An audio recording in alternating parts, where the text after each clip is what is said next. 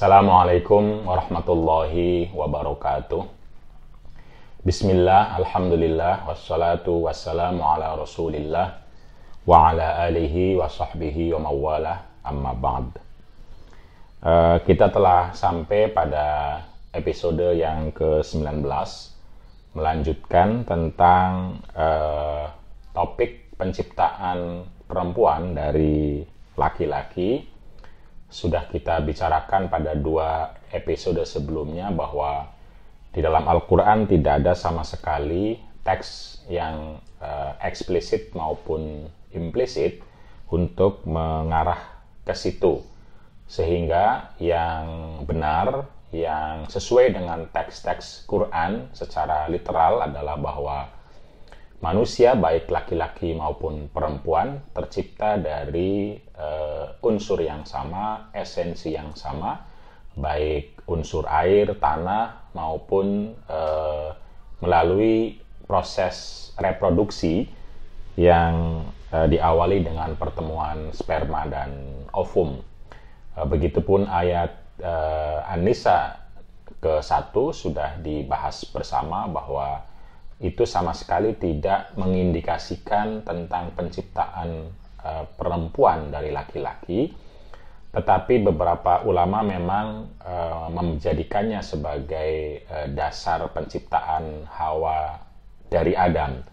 Tetapi lagi-lagi secara literal sama sekali jauh, tidak ada kata Adam, tidak ada kata Hawa di situ sama sekali.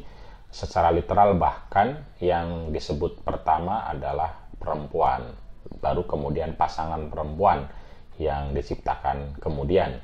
Jika menggunakan struktur bahasa seperti itu, seharusnya perempuan dulu diciptakan. Tetapi karena itu secara implisit sesungguhnya tidak mengarah kepada penciptaan salah satu dari yang lain, tetapi lebih menekankan tentang kesamaan esensi penciptaan manusia, yaitu nafsin wahidah.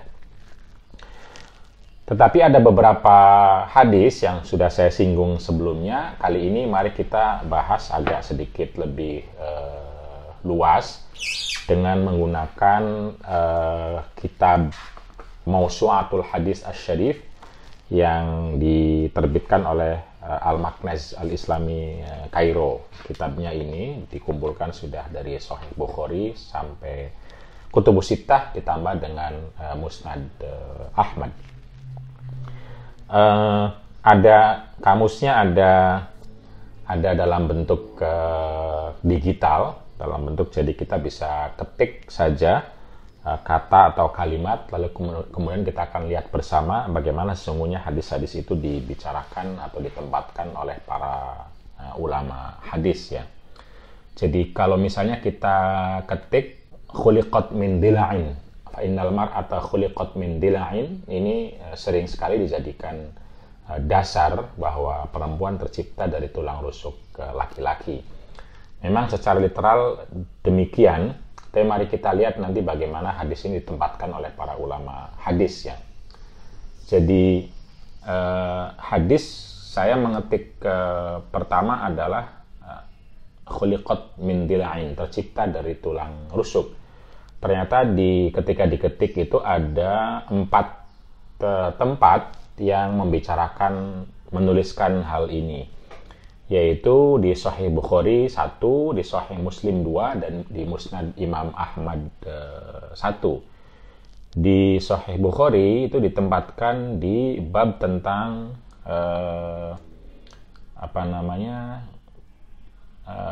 bab tentang wa idh qala rabbuka lil malaikati inni ja'ilun fil ardi khalifah. Jadi ditempatkan tentang bab tentang kekhilafahan, tentang ahadisul anbiya. Jadi mungkin ini mengarah ke Adam dan Hawa. Dan di sini disebutkan sejak awal itu kata-katanya adalah istausu bin nisa. Saya wasiatkan kalian kepada untuk berbuat baik kepada perempuan atau istri. Fa innal mar'ata, karena seorang atau karena perempuan itu khuliqat min dila'in, tercipta dari tulang rusuk. Jadi kata-kata di sini adalah perempuan. tercipta. Pertanyaannya apakah semua perempuan? Karena tidak ada satupun perempuan yang tercipta dalam fakta sekarang tentu saja dari tulang rusuk. Maka bisa jadi ini mengarah ke penciptaan Hawa. Jadi perempuannya mungkin artinya Hawa. Wa inna a'waja syai'in fid dila'i, maka sesungguhnya yang paling bengkok dari sesuatu di dalam tulang rusuk itu a'lahu, bagian atasnya.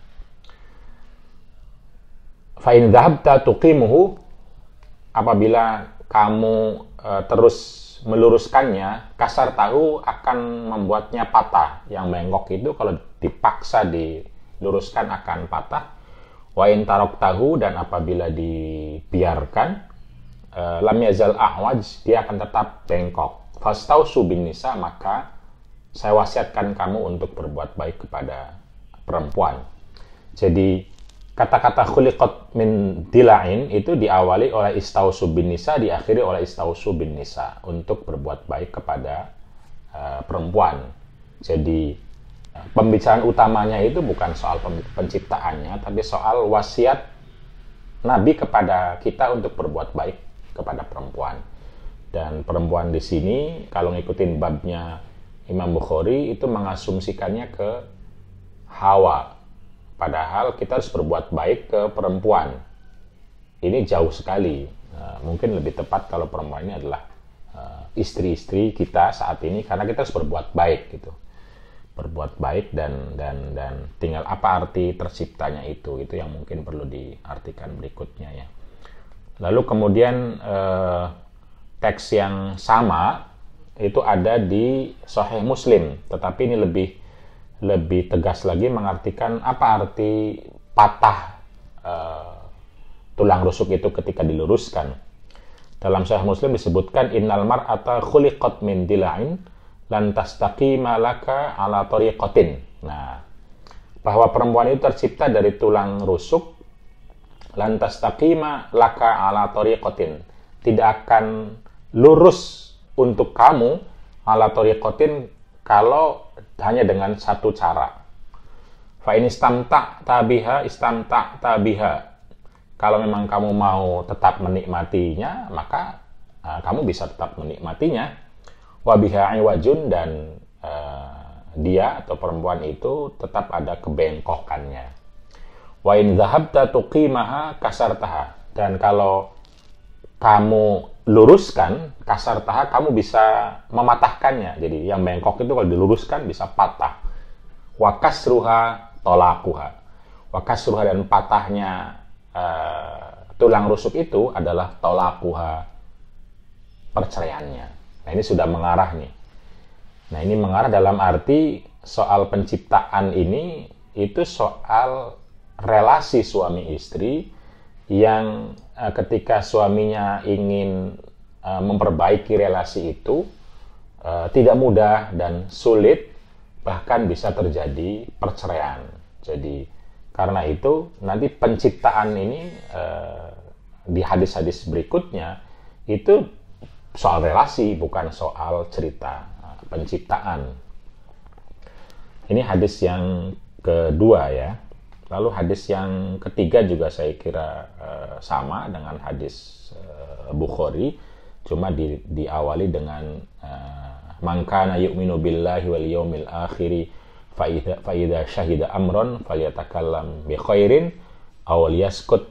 Jadi barang siapa yang beriman kepada Allah dan hari akhir, maka apabila menghadapi sesuatu falyatakallam bi khairin, maka berkatalah dengan baik. Jadi kalau menghadapi sesuatu, nah ini lebih mengarah lagi nih hadis ketiga dari Imam Muslim. Apabila menghadapi sesuatu, maka katakanlah dengan baik, auliaskut, atau diam saja dulu. Fastausu bin nisa'i, dan saya wasiatkan kalian semua dengan perempuan untuk berbuat baik. Fa innal mar'ata khuliqat min dila'in, karena perempuan itu tercipta dari tulang rusuk. Wa inna awaja syai'in fid dila'i a'lahu, karena bagian yang paling bengkok dari tulang rusuk itu adalah atasnya. In dhahabta tuqimu kasartahu, kalau tetap luruskan akan patah. Wa in taraktahu lam yazal ahwaj, dan kalau dibiarkan tentu saja dia tetap dalam keadaan bengkok. Istausu bin nisa'i khairan. Nah, ini kata-kata yang lebih tegas lagi. Saya wasiatkan kalian semua untuk berbuat baik kepada perempuan. Jadi lagi-lagi kata penciptaan di sini dikaitkan dalam konteks ketika seseorang menghadapi sesuatu lalu berbuat baik, berkata baik. Kalau tidak bisa, diam saja. Kenapa? Karena kalau sesuatu dihadapi dengan keburukan, itu akan menghasilkan keburukan. Nah, dalam konteks ini, penciptaan diceritakan ketika seseorang menghadapi istrinya, lalu dia disarankan untuk berkata baik atau diam saja. Kenapa? Karena kalau dia paksa berkata sesuatu yang bisa jadi justru akan membawa kepada kepatahan tulang itu, yaitu rusuk.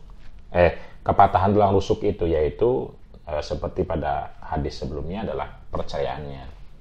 Jadi ini 3 hadis yang diriwayatkan oleh Bukhari 1, Muslim 2, berbicara tentang penciptaan, tetapi terlihat sekali dalam konteks relasi suami dan istri.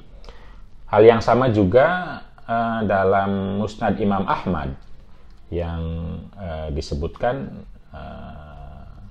innal mar'ata khuliqat min dila'in wa innaka in turid iqamatad dilai taksirha.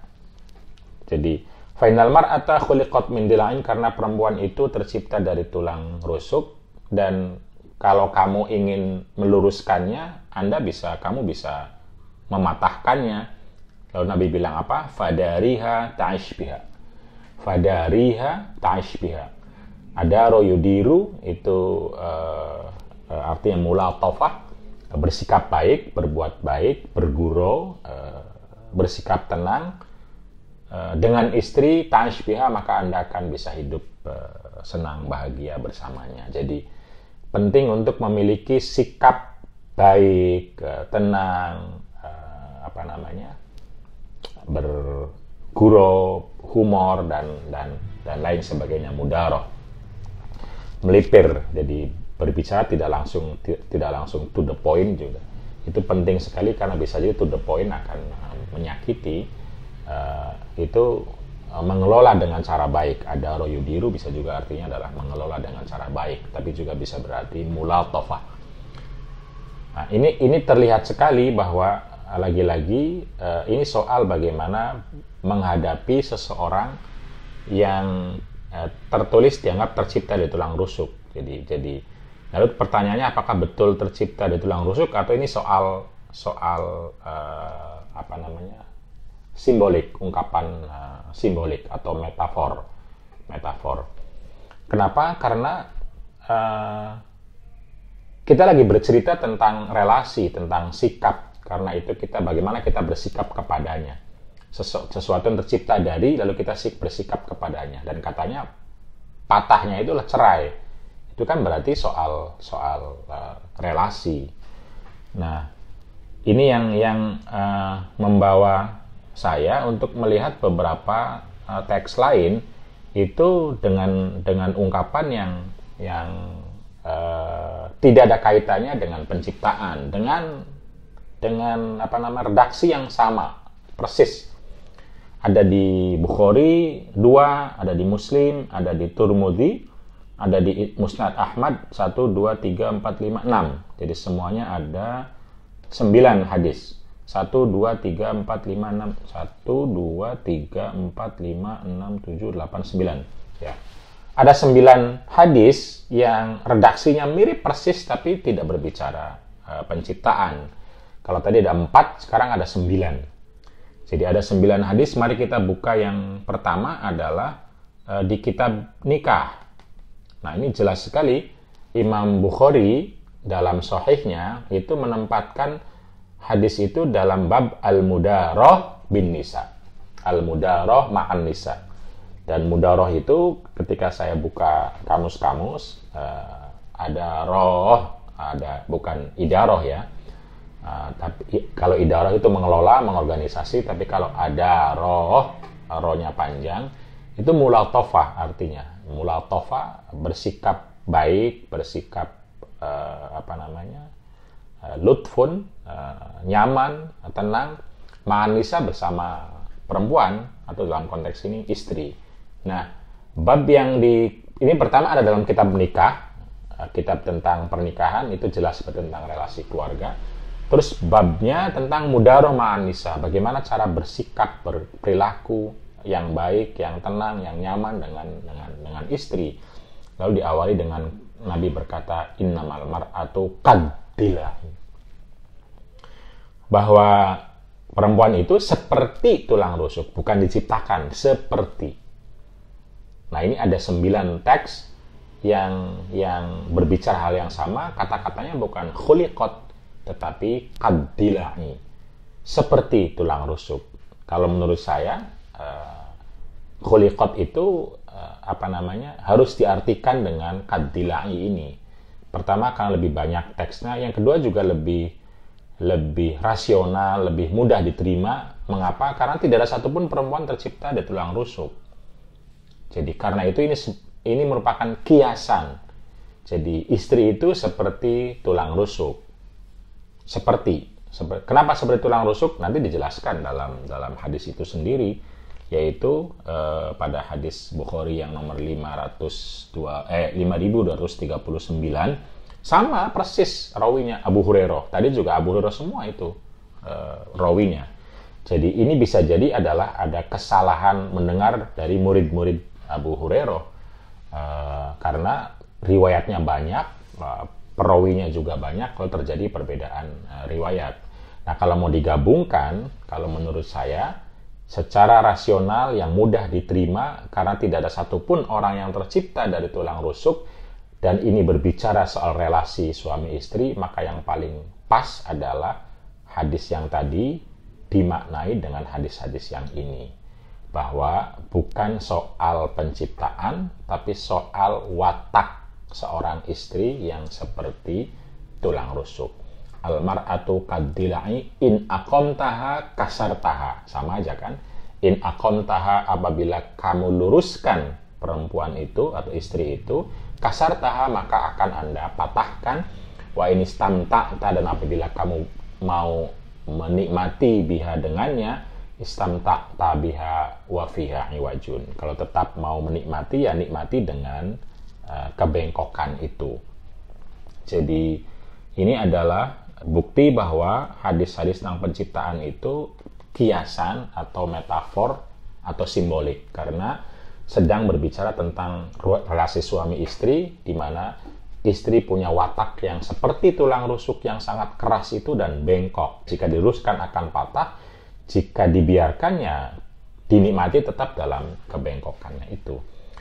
Hadis berikutnya dalam Sahih Muslim sama dari Abu Hurairah juga, sebagaimana pada hadis penciptaan itu sama persis dengan Bukhari, kata-katanya innal mar'ata qaddilai idza dhahabta tuqimuha kasartaha wa in taraktaha istamta'ta biha wa fiha aywajun. Sama ya. Lalu ada lagi yang hadis Turmudi. Dalam hadis Turmudi, innal mar'ata qaddilai in dhahabta tuqimuha kasartaha wa in taraktaha istamta'ta biha ala iwajin. Qala wa fil babi an Abi Dzar wa Samur wa Aisyah qala ba'as hadis Abi Hurairah wa haditsun hasanun sahihun qaribun min hadzal wajhi. Jadi ini juga sama dalam hadis Turmudi ini, persis lafadznya dengan sebelumnya, bahwa perempuan itu seperti tulang rusuk yang jika diluruskan akan patah, dan jika dibiarkan maka kamu menikmatinya tetap dalam keadaan bengkok.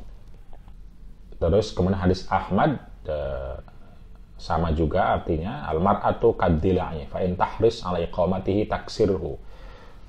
Perempuan itu atau istri itu seperti tulang rusuk, apabila kamu luruskan kamu akan patahkan, dan apabila tidak maka kamu akan menikmatinya dengan kebengkokannya itu. Hadis berikutnya ini juga mirip dengan hadis Muslim yang sebelumnya yang berbicara tentang di kelompok yang pertama berbicara tentang khuliqat min dila'in. Kalau ini lagi-lagi kad dila'i. Jadi qala Rasulullah sallallahu alaihi wasallam la tastaqimu lakal mar'atu ala khaliqatin wahidatin. Kamu tidak akan bisa nyaman, tenang, enak dalam menghadapi perempuan jika hanya dengan satu cara, satu karakter, satu pola. Kenapa? Innamahiyya qaddilai, karena perempuan itu seperti qaddilai, seperti tulang rusuk. Intuqimha taksirha wa intatrukha tastamti' biha wa fiha iwajun. Apabila kamu luruskan akan patah, dan apabila kamu biarkan maka tetap dalam keadaan bengkok. Hadis yang kedua juga sama, soal karakter dan soal bagaimana berperilaku kepada perempuan. Hadis berikutnya yang ke-8 dari Musnad Imam Ahmad juga saya kira sama. Al-mar'atu kaddila'i fa in sanaitaha inkasar, sama aja. Jadi dengan lafaz-lafaz lain tapi semuanya menggunakan kata kaddila'i, bukan khuliqat min dila'in. Jadi, dan ini dalam pencarian yang sederhana mungkin bisa lebih banyak lagi.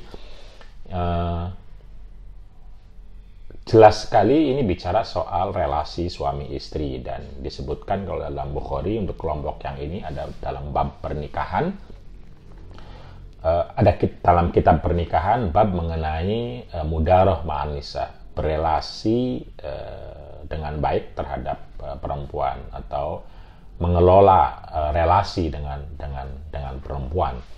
Jadi karena itu tidak mungkin kecuali dimaknai dengan cara kiasan. Kenapa? Sekali lagi karena secara faktual tidak ada orang perempuan tercipta dari tulang rusuk.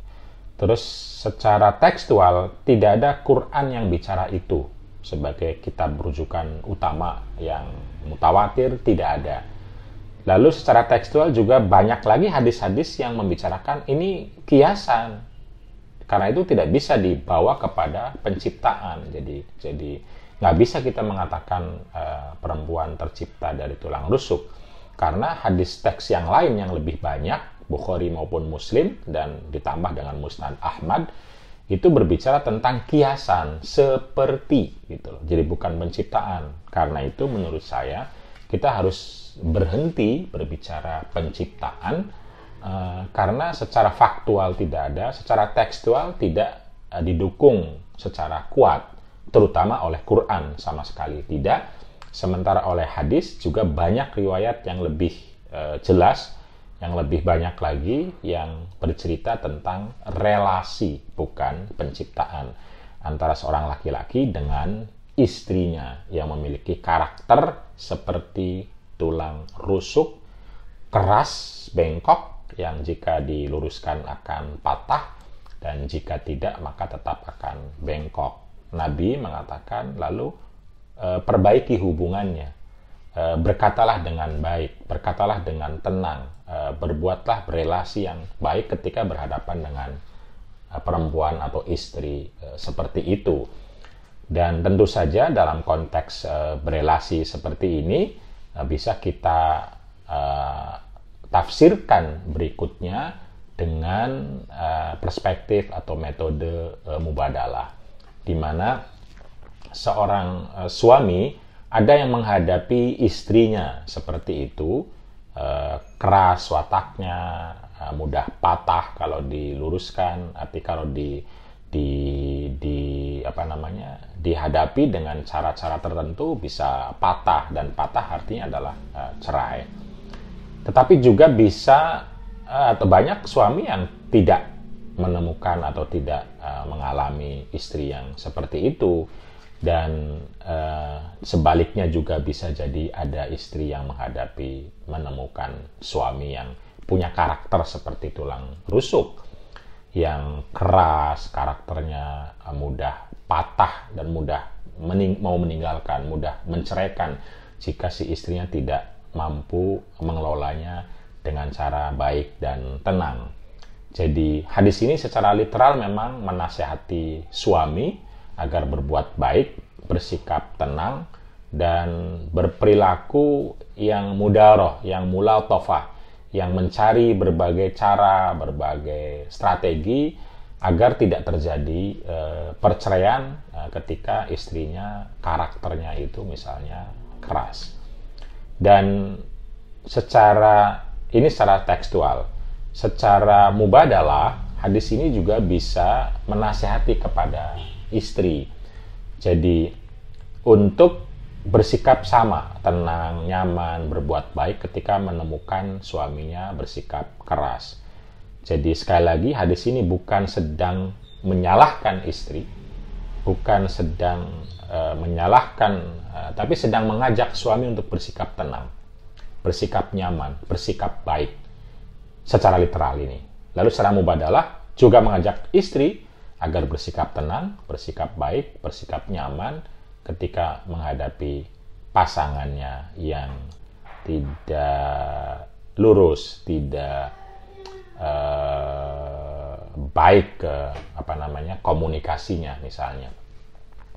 Nah, ini saya kira hadis ini sangat menarik karena tentu saja dalam pernikahan itu ada saja karakter-karakter yang tidak kita sukai dari pasangan kita, dan hadis ini meminta kita untuk bersikap baik.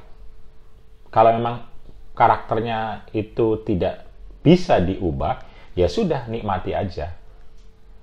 Nah, ini terjadi kepada istri, terjadi di suami. Jadi tidak bisa digunakan hadis ini untuk memojokkan istri. Kenapa? Karena hadis ini meminta laki-laki untuk bersikap baik. Karena dari istri pasti ada karakter-karakter yang tidak bisa diubah. Dari suami juga ada karakter-karakter yang tidak bisa diubah. Nah, ketika itu kita temukan, wahai suami dan wahai istri, maka sadari apakah karakter itu bisa kita luruskan atau tidak.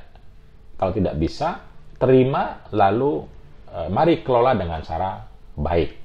Dan kita terima kebengkokan itu sebagai bagian dari kemanusiaan atau realitas manusia yang tentu saja tidak mudah semuanya untuk diluruskan, dan kita tinggal bagaimana berelasi dengan baik.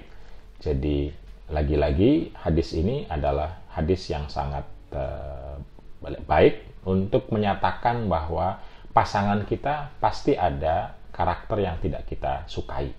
Lalu hadis ini meminta kita untuk bersikap tenang, baik, nyaman, dan mencari strategi-strategi yang memungkinkan kita bisa tetap menikmati relasi ini, hidup ini, sekalipun tentu saja karakter itu tidak bisa kita sukai.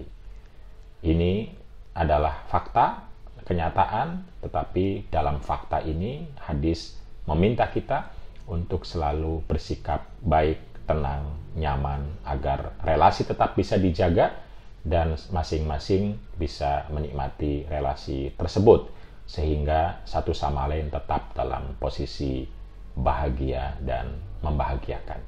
Itulah episode yang ke-19 tentang hadis-hadis penciptaan, dan lebih pasnya adalah hadis tentang relasi suami istri agar tetap bisa bersikap baik satu sama lain dan bisa membuat masing-masing tetap bahagia dan membahagiakan.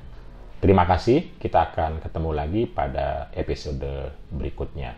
Wassalamualaikum warahmatullahi wabarakatuh.